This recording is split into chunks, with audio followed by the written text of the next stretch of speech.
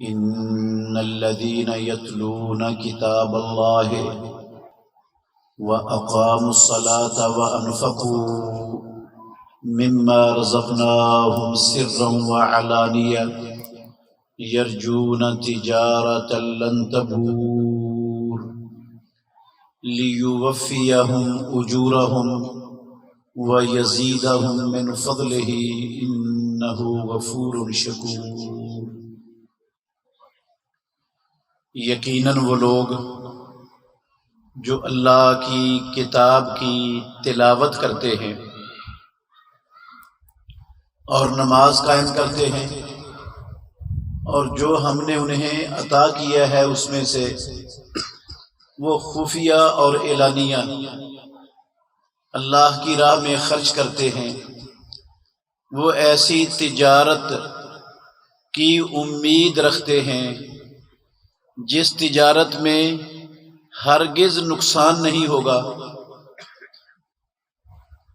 اللہ انہیں ان کے اجر پورے کے پورے عطا فرمائے گا اور اپنے فضل سے زیادہ بھی نوازے گا۔ یقیناً وہ بے حد بخشنے والا، قدر کرنے والا ہے۔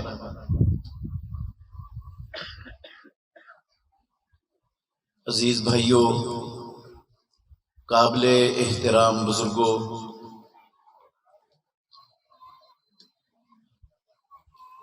آپ محفل قرات قرآن مجید کی تلاوت اور قرات کی مجلس میں تشریف فرما ہے۔ یقیناً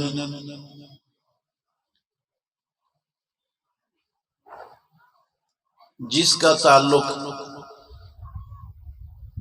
اللہ رب العالمین کے اس پاک کلام سے ہو جاتا ہے، رب العالمین اسے عزتیں، بلندیاں، رفعتیں، کامیابیاں اور کامرانیاں عطا فرما دیتے ہیں۔ یقین نہیں آتا تو آپ دیکھ لیں، یہی قرآن محمد الرسول اللہ صلی اللہ علیہ وسلم پر نازل ہوا تو اللہ رب العالمین نے محمد الرسول اللہ صلی اللہ علیہ وسلم کو اپنی ساری مخلوقات میں سب سے افضل بنا دیا۔ یہ قرآن جس مہینے میں نازل ہوا وہ مہینہ سال کے 12 مہینوں میں سے سب سے افضل مہینہ بن گیا، اور جس رات میں رب العالمین نے لوح محفوظ سے بیت العزت میں یہ قرآن اتارا، وہ ایک رات 1000 مہینوں کی عبادت سے افضل بن گئی۔ جس امت کے لیے رب العالمین نے یہ قرآن نازل فرمایا وہ امت خیر الامم، ساری امتوں میں سے سب سے بہتر بن گئی، سب سے پیچھے آنے کے باوجود سب سے پہلے جنت میں جانے والی قرار پائی۔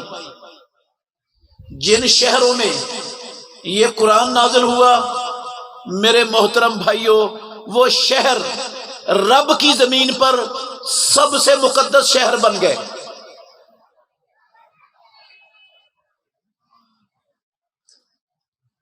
جن لوگوں نے اس قرآن کو اپنے سینوں میں محفوظ کیا اور اپنی عملی زندگی کو قرآن مجید کی تعلیمات کے مطابق ڈھال دیا، پروردگار نے ان لوگوں کو ساری زمین کے حکمران اور مالک بنا دیا۔ صرف دنیا نہیں پروردگار نے جنت کے سرٹیفکیٹ بھی نازل فرما دیے. فرمایا اللہ اکبر کہ اللہ رب العالمین نے ان لوگوں کے لیے جنتیں تیار کر دی جن کے نیچے سے نہریں بہ رہی ہیں، جن میں وہ ہمیشہ ہمیش رہیں گے. دنیا بھی سنور گئی اور آخرت والی ہمیشہ والی زندگی بھی پروردگار نے جنتوں والی بنا دی. یہ سارا تعلق تھا قرآن کے ساتھ. سچ کہا امام الانبیاء محمد الرسول اللہ صلی اللہ علیہ وسلم نے کہ قیامت والے دن پروردگار قرآن کے قاری سے کہے گا اقرا ورتقے فإن منزلتک عند آخر آیت تقرأها. اے میرے بندے میرا پاک کلام پڑھتا جا اور جنت کی سیڑھیاں چڑھتا جا. تیرا آخری مقام جنت کی اس بلندی پر ہوگا جہاں تیری قرآن کی آخری آیت ختم ہوگی. تو قرآن یہ وہ کتاب ہے جو اس کتاب کے ساتھ جڑتا ہے پروردگار دنیا میں بھی عزتیں، آزادیاں، خوشحالیاں، کامیابیاں، خلافتیں سب کچھ عطا کرتا ہے، اور آخرت میں بھی قرآن کے حامل کو رب العالمین جنت عطا فرمائیں گے. کتنی عظیم الشان یہ کلام ہے رب العالمین کی. ایک حدیث آپ کو سناتا ہوں، غور کرنا. عقبہ بن عامر رضی اللہ تعالی عنہ بیان فرماتے ہیں کہ رسول مکرم صلی اللہ علیہ وسلم صفہ والوں کے پاس آئے، اصحاب صفہ کے پاس تشریف لائے. خاتم النبیین رحمت للعالمین محمد الرسول اللہ صلی اللہ علیہ وسلم، اور آپ نے اصحاب صفہ سے کہا تم میں سے کسے پسند ہے کہ وہ صبح سویرے اپنے گھر سے نکلے اور وادی بطحان یا وادی عقیق میں جائے اور وہاں سے بڑی بڑی کوہانوں والی 2 اونٹنیاں بغیر کسی گناہ کا ارتکاب کیے، بغیر کوئی رشتہ داری توڑے، اس کو 2 بڑی بڑی کوہانوں والی اونٹنیاں مل جائیں، صبح سویرے گھر سے نکلے، وادی بطحان یا عقیق میں پہنچ کر 2 اونٹنیاں پانے میں کامیاب ہو جائیں، تم میں سے کس کو پسند ہے؟ صحابہ رضوان اللہ علیہ مجمعین کہنے لگے اللہ کے نبی ہمیں سب کو پسند ہے، یہ اللہ نے فطرت بنائی ہے انسان کی، دنیا کا یہ مال ساز و سامان ہر بندے کو اس سے محبت ہے. آپ صلی اللہ علیہ وسلم نے انہیں کہا میرے بھائیو توجہ کرنا، غور کرنا، رسول اللہ صلی اللہ علیہ وسلم کے الفاظ پر غور کرنا، توجہ سے سنوں گے اللہ نفع بڑھا دے گا انشاءاللہ آپ کو. آپ نے فرمایا افلا یغدو احدکم الی المسجد فیقرأ آیتین من کتاب اللہ خیر لہ من ناقتین وثلاث خیر لہ من ثلاث واربع خیر لہ من اربع ومن اعدادہن من الابل. تم میں سے کوئی بندہ اپنے گھر سے اٹھ کر اللہ کے گھر میں صبح کو آتا ہے اور وہ آ کر اللہ کی اس پاک کلام کتاب اللہ کی 2 آیتیں تلاوت کر لیتا ہے، اس کے لیے 2 اونٹنیاں حاصل کر لینے سے بہتر اگر 3 آیتیں پڑھ لیتا ہے، سیکھ لیتا ہے تو 3 اونٹنیاں حاصل کر لینے سے بہتر اگر 4 آیتیں سیکھ لیتا ہے تو 4 اونٹنیاں حاصل کر لینے سے بہتر. وَمِنْ أَعْدَادِهِنَّ مِنَ الْإِبِلِ، جتنی آیتیں وہ صبح کو اللہ کے گھر میں آ کر اللہ کی کتاب کی پڑھتا ہے، سیکھتا ہے، اتنی اونٹنیاں حاصل کر لینے سے اس کے لیے بہتر ہو جاتا ہے۔ میرے بھائیوں، آپ میں سے اکثریت یہی سمجھ رہے ہوں گے کہ یہ بہتر کا مطلب یہ ہے کہ قیامت والے دن اس کو اس کا اجر ملے گا، اور قیامت کا اجر دنیا کے ساز و سامان سے، دنیا کی اونٹنیوں سے بہتر ہوتا ہے۔ نہیں میرے بھائیوں، یہ مطلب نہیں ہے امام الانبیاء کے فرمان کا، یہ ناقص اور ادھورا مطلب ہے۔ اگر کوئی سمجھتا ہے، کیا مطلب ہے اس کا؟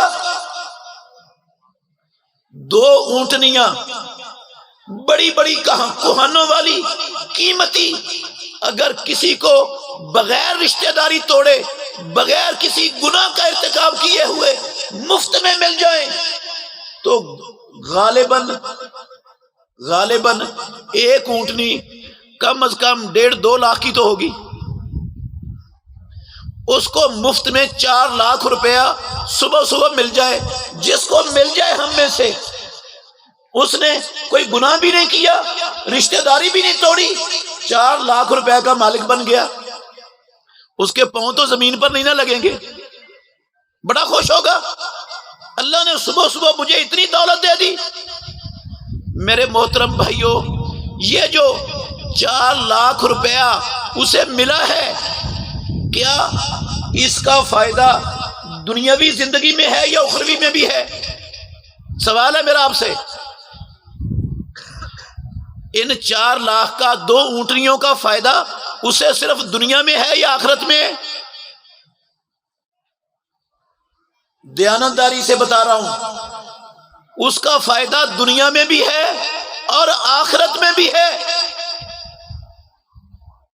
دنیا میں بندہ ان اونٹنیوں سے فائدہ اٹھا سکتا ہے، ان کو اپنے ضروریات کے لیے استعمال کر سکتا ہے، اور آخرت میں بھی ان کا فائدہ ہے۔ یہی مال اللہ رب العالمین کی راہ میں خرچ کر دے تو قیامت والے دن پروردگار اس مال کے بدلے میں اس کو بے حد و حساب اجر عطا فرمائیں گے جو اس نے خرچ کیا ہے۔ اونٹنیوں کا فائدہ دنیا میں بھی ہے اور اللہ کی راہ میں خرچ کر دے تو آخرت میں بھی ہے۔ کیا مطلب؟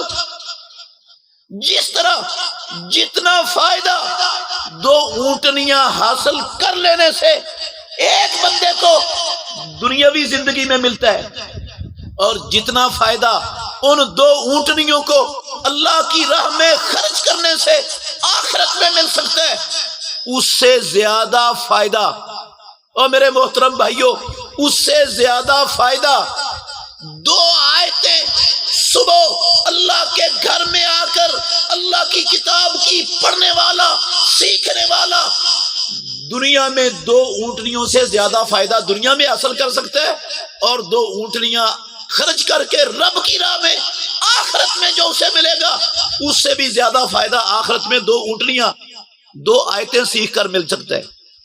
دنیا میں بھی فائدہ ہے اور آخرت میں بھی فائدہ ہے۔ یہ صرف آخرت کی بات نہیں ہے۔ کتنے خوش نصیب ہیں وہ قرآن کے قاری، وہ قرآن کے حفاظ، جو 1 نہیں 2 نہیں 4 نہیں، جو روزانہ صبح سویرے اٹھتے ہیں، تہجد کے ٹائم اٹھتے ہیں، اذان سے پہلے اٹھتے ہیں اور کھڑے ہو کر اللہ رب العالمین کی قرآن کی آیات کی تلاوت کر رہے ہوتے ہیں۔ کئی فجر کے وقت اٹھتے ہیں، فجر کے بعد مسجد میں بیٹھ کر کئی پارے دہراتے ہیں۔ کتنے خوش نصیب ہیں وہ لوگ، کتنا اجر اور کتنی غنیمتیں وہ دنیا اور آخرت میں سمیٹنے کا ماشاءاللہ عمل کر رہے ہیں۔ کوئی معمولی سی بات ہے؟ ایسے ہی نہیں کہا امام الانبیاء محمد الرسول اللہ صلی اللہ علیہ وسلم نے، افضلکم، اے مسلمانوں سن لو، اپنے سچے نبی کی زبان سے نکلے ہوئے سچے لفظ سن لو، افضلکم، تم میں سے سب سے زیادہ فضیلت والا انسان، تم میں سب سے زیادہ فضیلت والا، سب سے افضل کون ہے؟ صحیح بخاری کے لفظ ہیں، افضلکم من تعلم القرآن وعلمہ، سب سے افضل وہ بندہ ہے رب کی زمین پر، محمد الرسول اللہ صلی اللہ علیہ وسلم کی امت پر، جو اللہ کے قرآن کو پڑھتا ہے، سیکھتا ہے اور آگے والی نسلوں کو سکھانے کا عمل کرتا ہے۔ افضلکم، تم میں سے سب سے افضل فضیلت والا یہ انسان ہے۔ ایک بندہ، اور میرے بھائیوں، ایک بندہ پانچوں نمازیں پڑھتا ہے، ایک بندہ نوافل پڑھتا ہے، ہر سال رمضان میں عمرہ کرتا ہے، ہر سال حج کرتا ہے، تہجد کی نماز پڑھتا ہے، اشراق کی نماز پڑھتا ہے، صبح و شام کے اذکار کرتا ہے، رب کا دیا ہوا مال اللہ کی راہ میں خرچ کرتا ہے، یقیناً بڑا عظیم الشان عمل ہے، لیکن قرآن کے قاری سے، قرآن پڑھنے والے سے، قرآن پڑھانے والے سے اللہ کی قسم ساری زندگی مسجد حرام کے صحن میں بیٹھ کر عبادت کرنے والا بھی افضل نہیں۔ افضلکم خیرکم، ایک بندے کو اللہ نے توفیق بخشی، وہ ساری زندگی مسجد حرام کے اندر بیٹھ کر عبادت کرتا ہے، نمازیں پڑھتا ہے، طواف کرتا ہے، حجر اسود کو بوسے دیتا ہے، عمرے کرتا ہے، اعتکاف بیٹھتا ہے مسجد حرام میں۔ وہ قرآن کے قاری سے، قرآن اپنے سینے میں محفوظ کرنے والے سے، قرآن سیکھنے سکھانے والے سے، وہ ساری زندگی مسجد حرام میں عبادت کرنے والا افضل نہیں ہو سکتا۔ خیرکم افضلکم، اس میں وہ لوگ بھی آ گئے جو مسجد حرام میں عبادت کر کے زندگی بسر کرنے والے ہیں، یہ بندہ ان سے بھی بہتر۔ اگر ہونا ہمیں بات یہ سمجھ آ جائے تو پھر اللہ جانتا ہے جس کے سینے میں رب نے زندہ دل رکھا ہے وہ کبھی گوارا نہیں کرے گا کہ وہ بھی، اس کی اولاد بھی اس سب سے افضل عمل کو پانے میں کوئی کوتاہی کرے۔ ہر بندے کا شوق ہوتا ہے نا میرے بھائیوں، ہر بندے کا شوق ہوتا ہے میں مسجد حرام جاؤں، بیت اللہ جاؤں، عمرہ کروں، حج کروں، اور کئیوں کا یہ شوق بھی ہوتا ہے مجھے عبادت کا ویزا مل جائے، مستقل مکے میں رہ کر رب کی عبادت کرتا ہوا ساری زندگی بسر کر دوں۔ ہوتا ہے نا شوق، اچھا شوق ہے، ہونا چاہیے یہ شوق، لیکن میرے بھائیوں اللہ کی قسم اس سے زیادہ فضیلت والا عمل آپ یہاں رہ کر بھی کر سکتے ہو۔ خیرکم افضلکم من تعلم القرآن وعلمہ، یہ قرآن پڑھنے والے، یہ قرآن پڑھانے والے، یہ صبح کو اٹھ کر تلاوتیں کرنے والے رب کی کلام کی، ان سے افضل رب کی زمین پر کوئی نہیں۔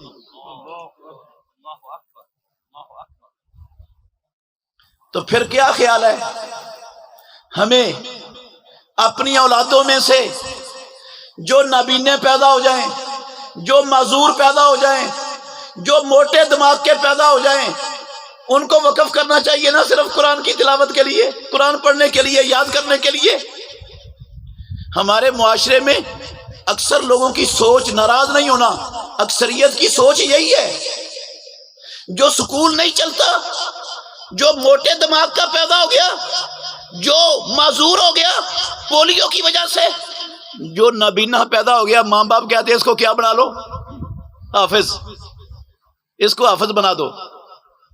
اور جو بچہ رب نے ذہین دیا، صلاحیتوں والا پیدا کیا، اچھی ماشاءاللہ حفظ کی صلاحیت مالک الملک نے اس کو بخشی اور عطا کی، ہم سب کی کوشش ہوتی ہے یہ انگریزی کسی جو ہے نا انگریزی سکول کے اندر اس کو داخل کروائیں، کسی مشنری سکول کے اندر سے اس کو ڈگری دلوائیں تاکہ نوکری اچھی مل جائے۔ اور میرے بھائیوں یاد رکھنا، دیانتداری سے کہہ رہا ہوں، نوکری مل سکتی ہے اچھی، نوکری اچھی مل سکتی ہے لیکن نوکری آخرت کو سنوار دے گی؟ اور دولت زیادہ مل جائے آخرت سنور جائے گی دولت سے؟ وہ قارون کو رب نے کتنی دولت سے نوازا تھا، سنور گئی اس کی آخرت؟ فَخَسَفْنَا بِهِ وَبِدَارِهِ الْأَرْضَ فَمَا كَانَ لَهُ فِئَةٌ يَنْصُرُونَهُ وَمَا كَانَ مِن دُونِ اللَّهِ مُنتَصِرًا۔ رب نے قرآن میں لکھا اس کو بھی، اس کے بنگلے کو، دولت کو، نوکروں چکروں کو، ہر شے کو زمین میں دنسا دیا، نہ اس کو کوئی بچا سکا، نہ خود وہ بدلہ لے سکا کسی سے۔ دنیا کے مفادات کے لیے ہم اپنا وقت بھی، اپنی ساری عمریں بھی، اپنی دولت بھی، اپنی ساری صلاحیتیں قربان کرنے میں دریغ نہیں کرتے، لیکن میرے بھائیو آخرت جو ہمیشہ والی زندگی ہے، جہاں موت نے ختم ہو جانا ہے، جہاں موت نہیں آنی، ہمیشہ والی زندگی، اس زندگی کی کبھی فکر کی؟ اس زندگی میں اونچا مقام ملے میرے بچوں کو، میری اولاد کو، کبھی سوچا اس پر؟ ویسے ایک بات یاد رکھ لیں، فائدہ ہوگا آپ کو، ہم جتنی مرضی بھاگ دوڑ کر لیں دنیا کے لیے، جتنی ڈگریاں حاصل کر لیں، جتنے بڑے بڑے انگلش میڈیم سکولوں میں اپنے بچوں کو پڑھا لیں، پیدا کرنے والے کی قسم اٹھا کے کہہ سکتا ہوں روزی اتنی ملنی ہے جتنی رب نے تقسیم کرتے ہوئے مقدر میں لکھ دی ہے، اس سے زیادہ ایک لقمہ بھی کسی نے کھا نہیں سکنا۔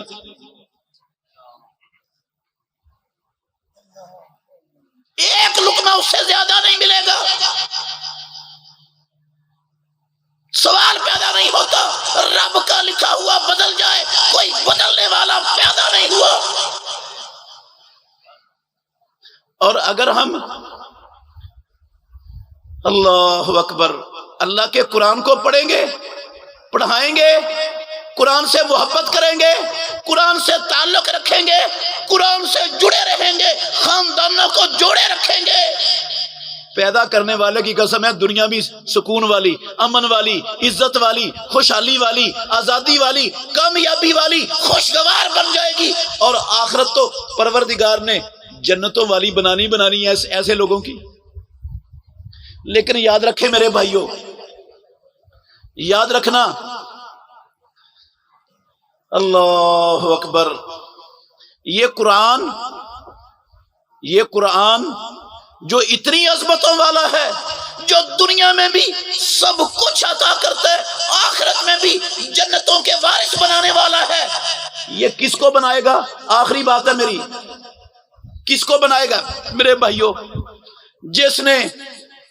جس نے قرآن مجید کو پڑھا، قرآن مجید کو سمجھ کر قرآن مجید کے مطابق اپنا عقیدہ بنا لیا، اپنا عمل بنا لیا، اپنی سیاست، معیشت، اپنی تجارت، اپنا رہن سہن، اپنی ثقافت، تہذیب، تمدن، معاشرت، ایک ایک زندگی کا لمحہ اس پر قرآن سے رہنمائی لے لی۔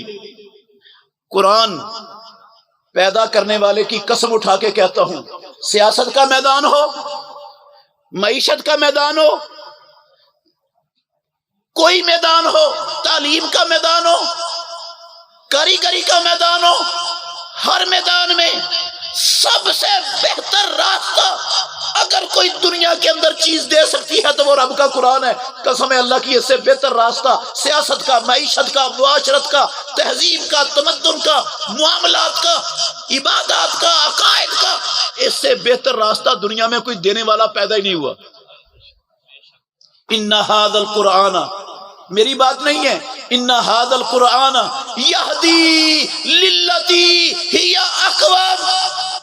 او مسلمانوں، او اللہ کے بندو، یہ قرآن رہنمائی کرتا ہے للتی، زندگی کے ہر قدم پر، زندگی کے ہر معاملے میں، للتی ہی احسن، اس راستے کی جو سب سے اقوم سیدھا ہے، جس سے سیدھا راستہ دنیا میں کوئی پیش کرنے والا نہ پیدا ہوا، نہ قیامت تک پیدا ہوگا۔ تو جب قرآن سب سے سیدھی راہ دکھاتا ہے تو پھر قرآن کو سمجھنا چاہیے کہ نہیں، اور پڑھنا چاہیے کہ نہیں پڑھنا چاہیے، سمجھنا چاہیے کہ نہیں، قرآن پر عمل کرنا چاہیے کہ نہیں۔ اصل مقصد قرآن کے نزول کا ہے ہی یہ، اور میرے بھائیو اصل مقصد یہ ہے، قرآن پڑھنے پڑھانے کا مقصد یہ ہے۔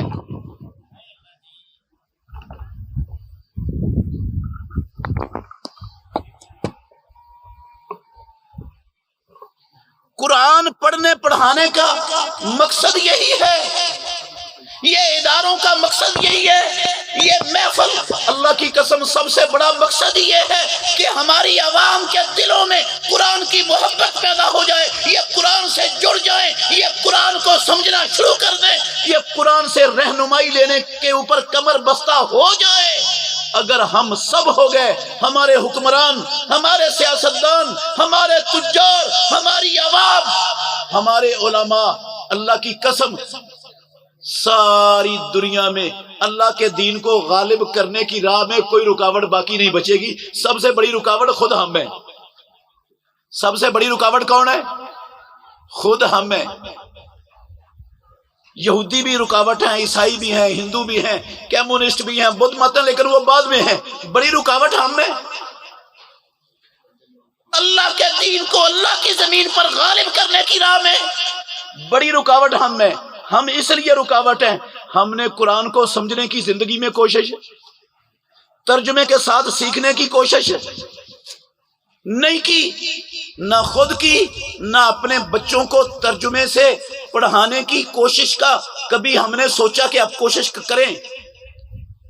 میرے بھائیو آئیے، آپ اس قرآن کی بابرکت عظیم الشان محفل کے اندر حاضر ہیں، اٹھ کر سبحان اللہ پڑھ کر صرف اٹھ کر جانے کی بجائے یہ عزم کر کے جائیں، عزم کر کے جائیں کہ ہم نے انشاءاللہ الرحمن یہ اس مستعار زندگی میں جو پتہ نہیں کب ختم ہو جائے وہ تجارت کرنی ہے جس تجارت میں رب نے گارنٹی دی ہے گھاٹا نہیں۔ رب نے جس تجارت میں گارنٹی دی ہے گھاٹا نہیں ہے، وہ ہے قرآن کی تلاوت۔ قرآن کی کون سی تلاوت؟ سمجھ کر پڑھ کے، اس پر عمل کر کے۔ قرآن اترا اس لیے تھا، اللہ نے فرمایا کتاب انزلناہ الیک مبارک، او مسلمانوں یہ قرآن مجید ہم نے اس کو نازل کیا، یہ برکتوں کا خزانہ، لِيَدَّبَّرُوا آیَاتِهِ وَلِيَتَذَكَّرَ أُولُو الْأَلْبَابِ، تاکہ لوگ اس کی آیتوں پر تدبر کریں اور تاکہ لوگ اس سے رہنمائی حاصل کریں۔ تو میرے عزیز بھائیوں، میری آپ سے گزارش ہے، میں منوا نہیں سکتا، اتھارٹی اور اختیار نہیں ہے میرے پاس منوانے کا، میں آپ سے منت کرتا ہوں، آج اس مجلس سے اٹھ کر جانے سے پہلے اپنے رب سے عہد کر کے جانا ہے۔ انشاءاللہ بڑی سستی ہو گئی ہم سے قرآن کے حوالے سے، آج کے بعد جب تک زندہ ہیں انشاءاللہ 24 گھنٹوں میں روزانہ کم از کم ایک آیت قرآن کی سمجھ کر پڑھنی ہے، ایک آیت سمجھ کر پڑھنی ہے، بس یہ عمل بنا لو۔ میں زیادہ نہیں کہتا، دو آپ دنیا کو اپنا وقت، کاروباروں کو دو، ملازمتوں کو دو، تجارت کو دو، فیکٹریوں کارخانوں میں وقت لگاؤ، میں روکتا نہیں ہوں، لیکن میرے بھائیوں یہ گزارش کرتا ہوں، درخواست کرتا ہوں آپ سے کہ اس مجلس سے اٹھ کر جانے سے پہلے رب سے عہد کر کے جاؤ کہ ایک آیت انشاءاللہ سمجھ کر پڑھنی ہے۔ انشاءاللہ مشکل ہے؟ ہاتھ اٹھا لے میرے بھائی جو پڑھنا چاہتا ہے۔ کلام اللہ کی بات ہو رہی ہے، نبی علیہ السلام پر جو نازل شدہ کتاب قرآن مجید کی بات ہو رہی ہے۔